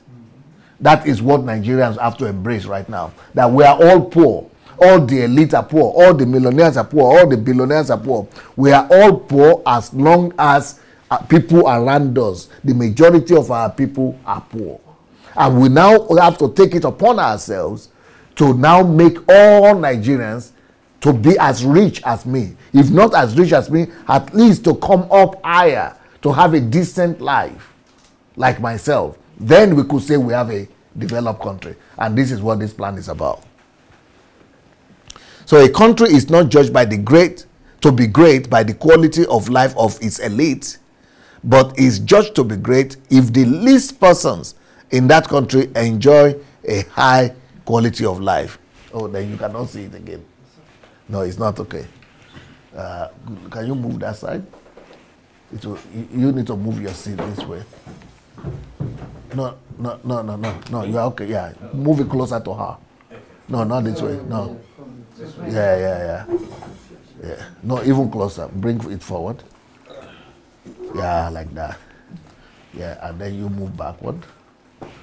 Move back, far back. Yeah, good. So a rising tide lifts all boats. So that's the way we are supposed to think. If I'm rising, I should lift all around me. Okay, the wealth of a country is not in the abundance of its natural resources, but in the quality of the imagination of its citizens. More often than not, experiences shape beliefs. A collection of beliefs form the mindset. A group of people with similar mindsets form a social culture. The easiest way to change the social culture is to change the individual's experiences. From our definition, a smart person grabs benefits for self today at the expense of others. That is what we celebrate in Nigeria. Everybody is bragging that they are smart. Right now, Nigerians are not wise. They are only smart. So who is a smart person? A smart person is the one that is bragging himself that I was able to take the national cake and cut it and take everything. I'm smart. And everybody will be celebrating him and say, yes, he's the big man. He's smart. Oh, I also want to be smart and go to cut my own side of the national cake. So that is Nigerian definition. A smart man grabs benefit to himself at the expense of others. That's what is happening in Nigeria. All the rich people, they have become rich at the expense of their most, citizens. Yes. But it's unable to rise up tomorrow because others are too weak to lift him up. When he falls tomorrow, nobody will be there to lift him up because he's the only one who is rich. A wise person, rather, grabs benefits for self today by using that benefit to strengthen everybody around him, so that if he comes down tomorrow, everybody has strengthened, they now hold him up. So that is what we should be. We want to change in Nigeria. Change the mindset of Nigerians from smart to wise. Wise means we make everybody to be as rich, everybody to be as prospered, everybody to be as strong, everybody to have the benefit we all have, so that nobody will be left uncared for. But the way we are right now, I'm smart because I grab for myself at the expense of others. The principal goal of education in the school should be creating men and women who are capable of doing new things, not simply repeating what other generations have done and looking for a job. So that is the philosophy that's going to be under our education, the new education where. Then Abraham Lincoln said, nearly all men can stand adversity, but if you want to test a man's character, give him power. So what should our goal do for us? The goal that we want to have for the new Nigeria is to get the best quality of life for Nigerians. That is the goal that we are setting. We want at the end of the day for Nigerians to have the best quality of life, comparable to Sweden, Norway, Switzerland, Canada, America, and others. Quality of life meaning we have grouped best quality of life into two. For us to be able to give them best quality of life, they must have comfort. It means there must be electricity, there must be water, there must be sewage. That is all things necessary for physical ease and relief from pain. Is it okay? Respect. Then the second thing for us, for our people to have best quality of life, they must have respect. They must be respected. It doesn't matter what amount of success you have. If you bring your passport out and they don't respect you, you don't have best quality of life. We want to have best quality of life by restoring our dignity and our self-worth. So, for us to have best quality of life, what does our project and our master plan include? The master plan we have is that every Nigerian will have first-class health, first-class food, first-class shelter, first-class security, first-class safety, first-class income, first-class facility, transport, arena, shop, etc. And that is what we were presenting to you yesterday about infrastructure and everything, and today too. So lack of comfort in Nigeria has led to Nigerians being humiliated in foreign countries, Nigerians being killed in foreign countries, Nigerians being killed at home by extremists, Nigerians being killed at home by road accidents, Nigerians being killed at home by inadequate healthcare, Nigerian talents being wasted from lack of opportunities, Nigerians drifting into a general feeling of hopelessness. Now, we see respect. The second thing, that was comfort. Now let's talk about respect.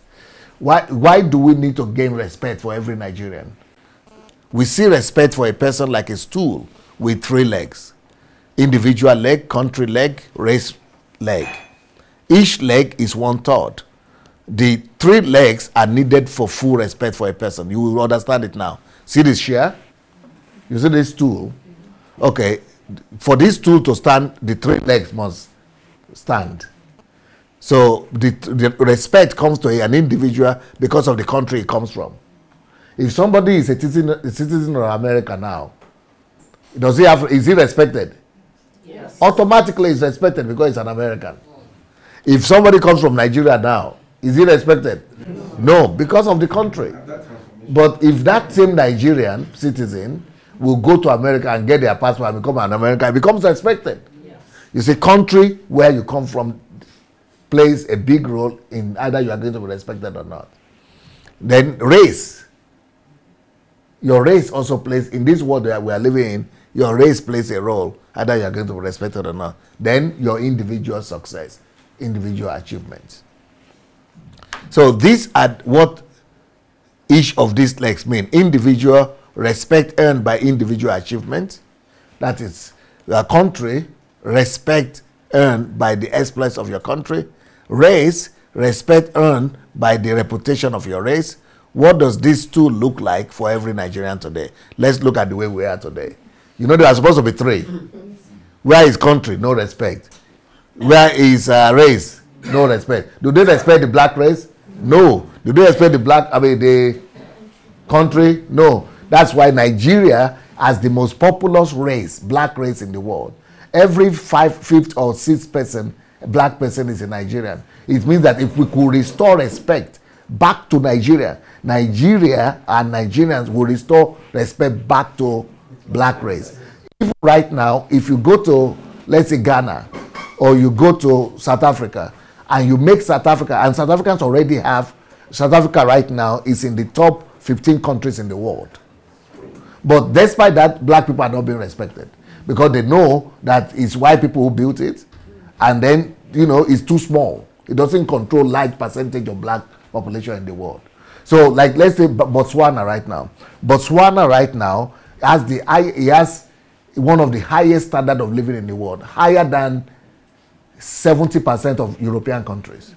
In Botswana, the per capita income is higher than 70% of European countries. But nobody knows about it, nobody cares, because it's too small. But let Nigeria come and have higher living standard per capita higher than most countries in Europe. Everybody will know about it. The making of Nigeria, that's why the priority must be to make Nigeria respected. If you could make Nigeria respected, it will change the whole black race.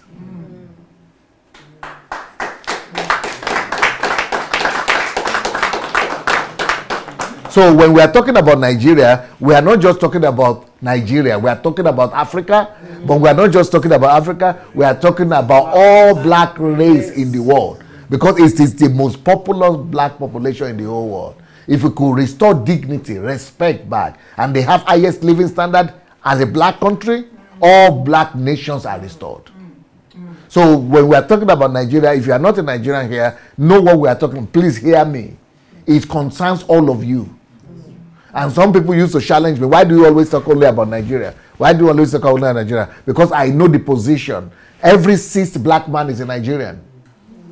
And every fifth African is a Nigerian. So we must restore Nigeria. If we successfully restore Nigeria, we will restore the dignity of black race. So 2 legs are missing. 2 legs are missing because we are too focused on individual achievements. That's the problem with Nigeria. They only tell us, oh, make it, oh, be successful, go and study law, go and study this. It's just individual, and we have left the country and the race. And as a result, we are all failures. So this has led to lack of recognition for Nigerians, no matter who you are. It has led to discouragement, frustration, and shame. Now, let's look at this example here. The 3-leg stool, let's look at the example of, you remember the 1 leg is individual achievement, yes. 2nd leg is country, another leg is race. So if you take Bill Gates, he has pass mark for individual achievement, pass mark for country, America, pass mark for race, because he's a white. But if you take Barack Obama as individual achievement, does he have it? Yes. He has it. As country achievement, does he have country respect? Does he have it? Because it's American. But as race, despite the fact that he used to be president of America, just by being black, it's already disadvantaged. Do you know that people criticize Obama and people don't even respect him just because of the race? So all of us, if we don't fix that race factor, your individual success is immaterial. Even your individual country race is not material. And the only country that can fix that race issue is the largest country, the most populous country, which is Nigeria. Now, let's take Maxine Fargate. He is from Solomon's Island, or one of those islands, Caribbean. So, but he participated in building the moon mission, the mission to the moon of America. So, individual achievement, he has it. But country, nobody even knows his country. So he doesn't have the country. But race, being a white person, Solomon said, being a white person, he has it. So, but let's take a successful Nigerian, Dangote, for example. Dangote has individual achievement, but under the race, under the country, 0. Under the race, 0. So how does the share of Dangote look? Look at it.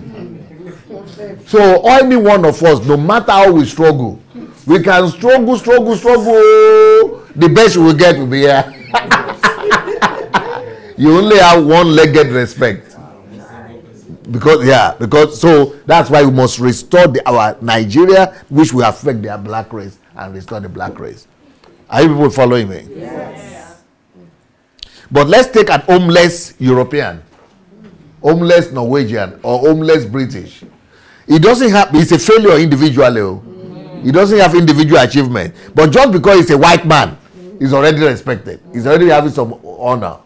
And because he's a British citizen, he's already having. So he has 2 legs. Even better than Dangote. that is Dangote. So that's why the issue of Nigeria, we are taking it very serious. And we are taking it so serious in such a way as to make Nigeria in the top 10 countries of the world. And not just in the top 10, we are going to have the best living standard among them, or we are going to rival the best of them. That is what our plan is all about. So, but the only way to get this done is to reconstruct Nigeria from beginning, is to replace everything. We cannot replace individuals, but we are going to replace their mindset. We are going to, and I've showed you today how we are going to replace their mindset. We are going to replace their education and the educational system. And I've shown you today how we are going to replace the education. We are going to replace the infrastructure. And I've showed you how we are going to replace the infrastructure. We are going to, bring the standard of living to match or rival America and surpass America and rival other countries like Norway and others. And I've shown you how we are going to do that as well.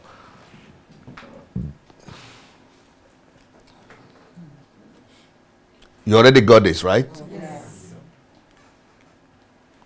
So, leg 3 to Nigeria as the largest black race.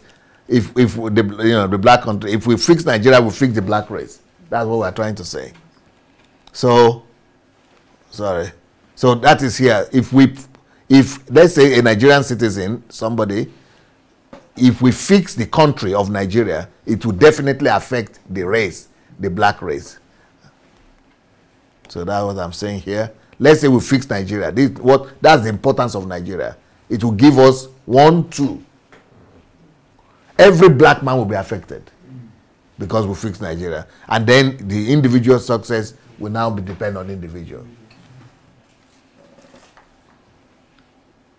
So what is it that we have to do that will make Nigeria to be respected? That's the question we ask ourselves. What will Nigeria have to do that will make every country in the world to recognize and respect us? So we have to perform a great national exploit that, is unrivaled. And that's why we came out with those things I presented to you for these past 2 days. What kind of exploit will recover the 2 missing legs for Nigeria? What exploit has to be seen? That exploit has to be seen as something that it should be impossible to pull off today, because the things I've presented to you, it has never been done by any country in the world. So it is like it's impossible. If you ask any regular person now, is it possible to fix Nigeria? People will say it's impossible. Well, when we fix it, then people will respect us. It will look too ambitious. Everything we are talking about, doesn't look too ambitious? Yes, but when we do it, people will respect you for that. We should be the first country to do it. We will be the first country to do it. This thing we are proposing will change the world for better. Because when we fix Nigeria, it will change the world for better. Because all those crises, all those criminals, drug carriers, they will just stop. Why? Because we fix their country. So which means the world is going to be affected for better. We require genius and invention to start. And the project that I presented to you, is it not a genius? It's a genius project, which means it will require that genius project for us to have the kind of result. We require guts, and that's why I say we need the political will and support. It has to be some people who are so determined, and we are determined, and if the politicians will not go along with us, we know what to do. But so it will require guts and wizardry to complete. And that is what we are bringing to the table. Will be more challenging than the Apollo project. To fix Nigeria is going to be more challenging than the Apollo project. And that's what we are bringing. And the moon, that America went to the moon, is one of the greatest feats right now in the world. But we are going to do a feat higher than that one. So these are 7 of the exploit criteria that will produce respect for black race, not just black man. 6 examples of exploits. Do any of the following within a 6-year or 10-year. I know we put 6 for ourselves, but 10 years I always say that. You remember I've always said it. 10 years after I get to Nigeria, that you will see a change in Nigeria. Okay. So if we do all these things in the next 10 years, what we need to do, our goal, if we get Nigeria, if we get more than 4 trillion in international funding, because that's what it will take to fix Nigeria. Will I be able to come up, I and my team, will we be able to come up with that kind of money? Right now, it's impossible, but we are going to do it. And when we do it, even the biggest skeptic in the world, we have to remove their heart and respect us. Because nobody almost right now can come up with $4 trillion to, just anywhere. But we have a way, and we have a system we have built, and we are going to come out with that money.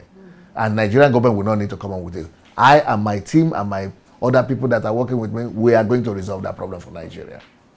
And if we come out with that amount alone, just that amount alone, and and use it to build Nigeria, Nigeria will become number 6th economy in the world.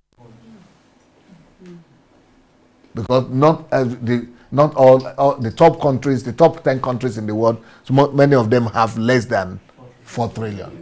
So just to bring that investment into the country will make Nigeria automatically, yes, one of the top 10 countries in the world. Only 5 countries have economy of 4 trillion. And we are going to do it. So if we do that, that is number one. But it's not enough. Because money alone will not make Nigeria be restored.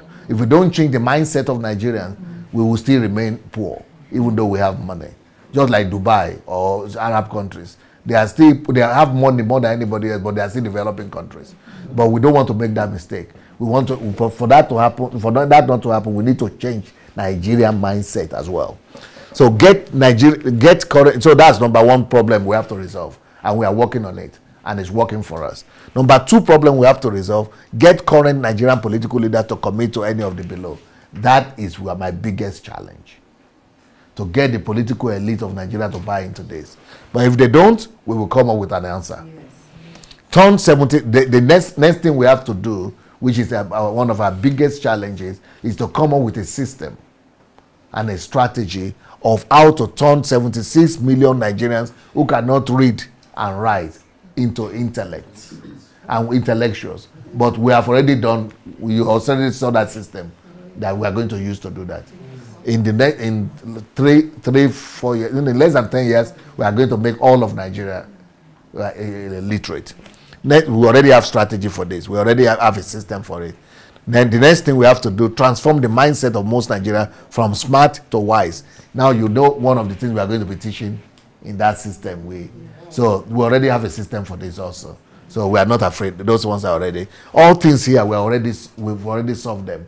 Apart from that political something, which we have strategies for, but not system yet. So the next thing we have to do is to build an ultra-modern infrastructure that will support a population of 900 million people and have a lifespan of 50 years. That one, do we have it already? Yes. We already have it. You already saw it. Yes. So we already developed that system already. So no problem. We have already developed a system of infrastructure that will be able to support the population of Nigeria, even if it grows to be 900 million. And for the next 50 years that will serve us. And that's not just road. That is everything infrastructure.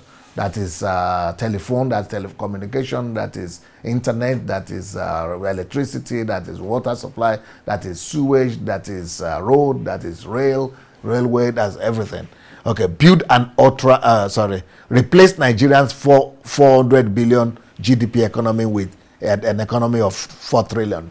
That one, we just need to, that one also is not a big deal. So if we do these 6 exploits in one country, first of all, Nigeria will become one of the best countries in the world. Secondly, the world will be forced to acknowledge and respect, because Nigerians will be showing up everywhere, and they will have top passports in the world, and everybody will be so all the 6 exploits shown earlier are required to meet our goal. We would like to answer the first question: what goal do we choose? The goal, I've already told you, is that we want to create in Nigeria the world's best quality of life for 99% of Nigerians before 2037. Not 32. 27, we wrote 27 here for ourselves, for our own work. But, before 2032. This is a goal we are willing to accept. It is a goal we are unwilling to postpone. It is a goal we are going to reach before 2027. But 32 is what we are moving forward. So summary of exploits require the following items need to be completed within 6 years to achieve our goal. Number one, get about 4 trillion in international funding. That one, God is on our side.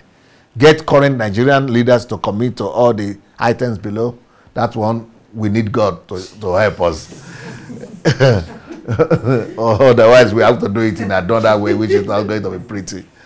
Another one, educate 76 million Nigerians who are illiterate. That one, we already built a system for that. Change most Nigerians from smart mindset to wise mindset. We have a system for that. Build modern infrastructure for 900 million people with a lifespan of 15 years. We already have that. Replace Nigerians' 400 billion economy with 4 trillion economy. We already have that in place. So why this goal? We would also like to answer the second question. Why did we choose this goal? Because this goal will force us to change everything wrong with our society. It's going to stretch us. We want to go maximum. Nigerians are maximalists, and I'm a maximalist myself. So it will force us to change everything wrong in our society. Because when we are replacing like that, nobody will have any option. Nobody will escape it. It will force everybody to comply. And secondly, it will earn Nigeria and Nigerians international respect. Thirdly, it will enrich the lives of almost every Nigerian. Fourth, bring out the best of our skills and talents. Because people will begin to come back to Nigeria. All diaspora will begin to come back if we begin to implement this. And if you want to join from the beginning, go to my blog, sundaydelajablog.com/Nigeria. Or if you are an expert in anything you want to contribute, you can write to me direct to pastor@godembassy.org. Then the final thing, put the black race in a position of preeminence. That's what those things will do for us. What will make this goal successful? The journey. Today, that's where we are right now. Tomorrow, that's where we are going. The journey, today to tomorrow. What about the journey between today and tomorrow? Our people here will understand what this is. You understand this is where we are coming from? That is the legacy where we are coming from. This is the Nigeria we have right now, where we are coming from. This is our journey, front line. This is our journey. They know the idea, and this is the destination. Best quality of life for Nigeria. Okay. So, in this place, right now, Nigeria now, there is no comfort, no respect. In the process that we are going to take to rebuild Nigeria, that process will bring comfort, but not yet respect. No, but by the time we finish the process, it will bring Nigeria comfort and respect.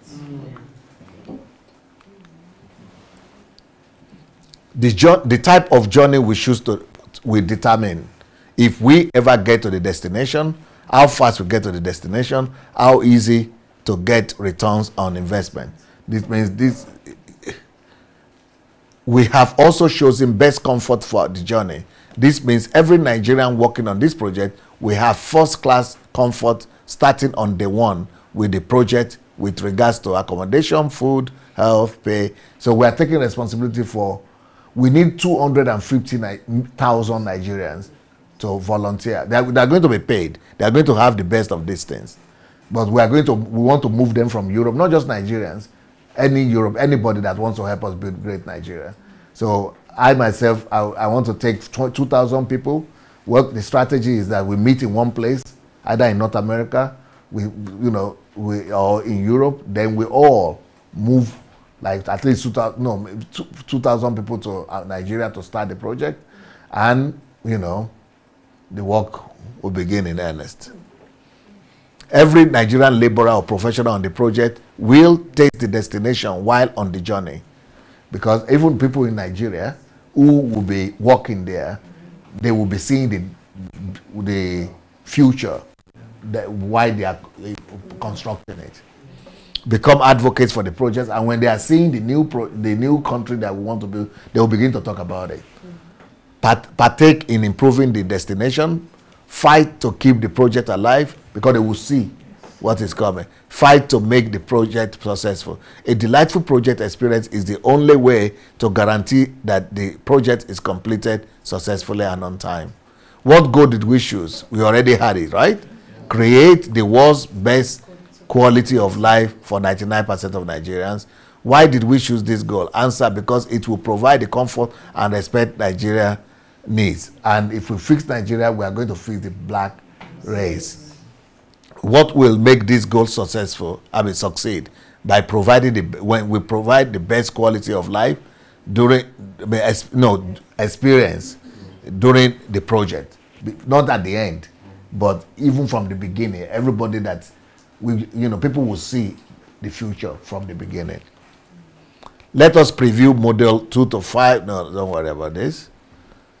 Okay, let's use SWOT. All of you know SWOT. People who have worked in the professional something. So what is SWOT? SWOT is strength, weaknesses, opportunities, threat. That means this vision that I'm presenting to you, where do we have strength as a country? Do we have some advantages, comparative advantages as part of this project as Nigerians? Secondly, are there weaknesses that we have as Nigerians? A lot, okay? Do we have opportunities? Okay, are there threats? So we should expect those things. We shouldn't let the threats stop us. We shouldn't let the weaknesses stop us. Because just as we have weaknesses, we have strengths too. Just like we have threats, we have opportunities. So it's no problem. All these things are supposed to be anticipated. So when you see doubts, and people who are watching us right now who have doubts and fears, it's okay. That is what. So we have to balance our weaknesses with our strength and balance the threats with opportunities. So what are the strengths that we have? Let's look at each one of these words one by one. So what are the strengths that we have as Nigerians? Now, our most important strength is our population. Right now we are 200 million almost. So that is an advantage, believe me. Even though the highest standard of living in the world might be Switzerland or Norway, but why is it that they are not superpower? Because they don't have the population. They have higher standard of living than America, much more higher. But America is a superpower. America will tell them what to do just because of population.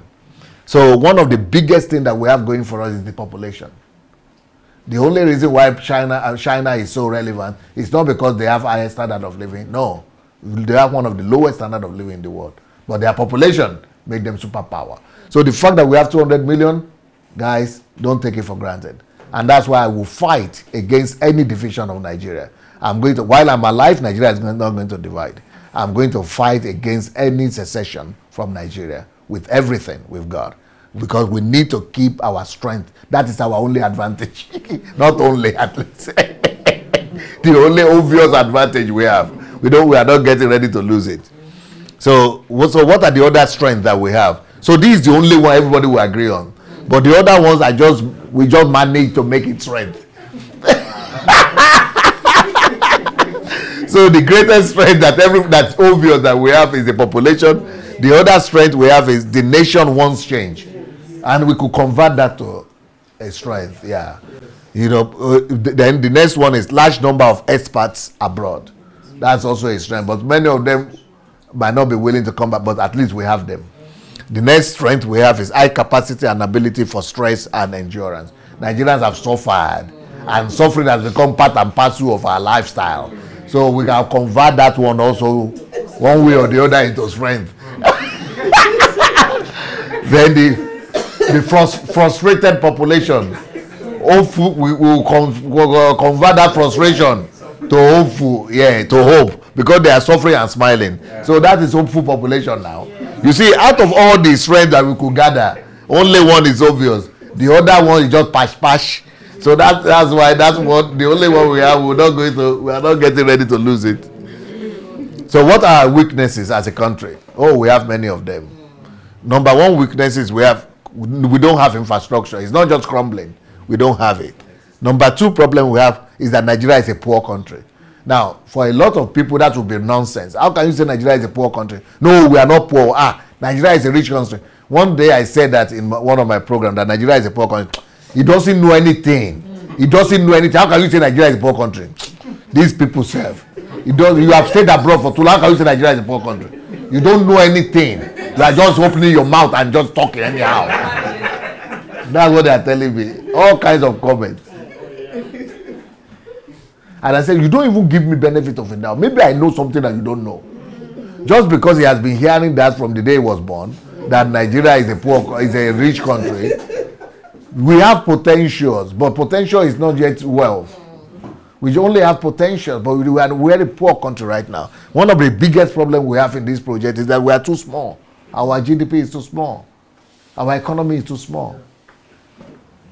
And then decaying social, this is the biggest problem we have. The decaying mindset of the people. The mindset of our people is rotting. That is our biggest problem right now. Then widening the educational gap. Education has collapsed. See, so these are all our weaknesses. Then vision fog. There is no leader that has presented a clear vision like this and say, okay, this is where we are going as a country. No vision. So then let's look at the opportunities. What are the opportunities this provides us? Huge international funds available. So that's just among us. Secondly, global economy in need of stimulus. Nigeria is big enough to provide stimulus. No national backbone infrastructure yet, so we can start afresh. Experts in diaspora are ready to be mobilized. So those are the opportunities. Okay, so let's look at the money that are available in the world. See, this is a newspaper article that says 50 trillion of cash on the sidelines could be good news for stocks and gold. This is the money that is lying idle in the world right now. So we want to get into that and get at least 10% of that one and bring it to Nigeria. So this money is there, but how many people will know how to get it? Our leaders right now, they don't know. And they don't trust us even. So, but we have found a way to get that money to Nigeria, at least 4 trillion. So another article says here, Business Financial Post. The world's richest people are sitting on gigantic piles of cash that not earning them anything. So, they don't know what to do with the money. So we are going to find a way to get that money. We already got it. We already have our system in place. We don't have the money in our hand, but we have the strategy. I told you, once you build the system, it's 75% of complete of the work. So the rest remaining is just 25. So what are the threats that we have to this plan?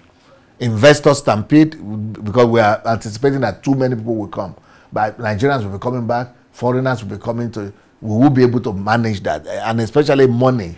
What Hegel said, that that money coming too much could create inflation if we don't work enough to produce goods and services. So that's one of the threats we have. Second threat we have is corruption. They will be saying we should be paying omo ile or by ile or what do you call it. So owo ile. Okay. Yes, so then poverty is another problem we have, another threat. Then ethnic unrest is another threat. Then religious unrest is another one. Terrorism, Boko Haram and people like that. Those are other problems that we might have.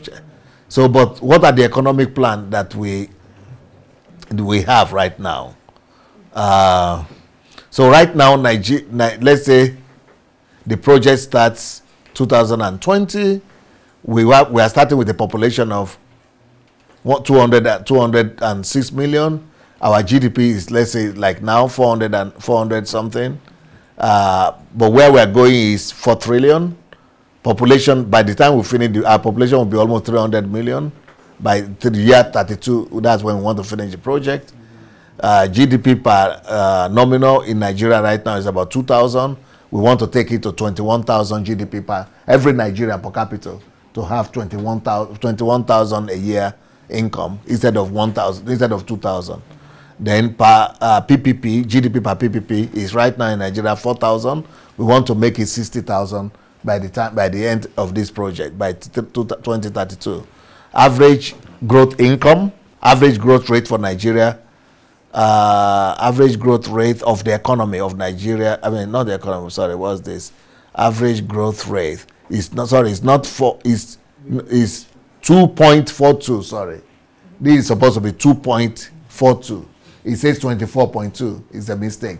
It's 2.42. Is the average growth rate of our population. But we have to reduce that to 1.2. All right. External debt is 55 billion right now, but we will increase our external debt to 3 trillion if we are going to get that money. You know, people will be, you know. So then adult literacy rate right now is 59%. So people, about 40-something% are not educated. Then, but we want to raise it to 98%. So this is the goal, the destination that we are going with this plan. Okay, should we take a break and then come back? Yes. Okay, we'll take a break and then come. Oh, that's it actually. That's it. We'll take a break. We'll take a break, and then we'll drink coffee, and then we'll come back. We'll come back to decide. Ojepsio? Yeah.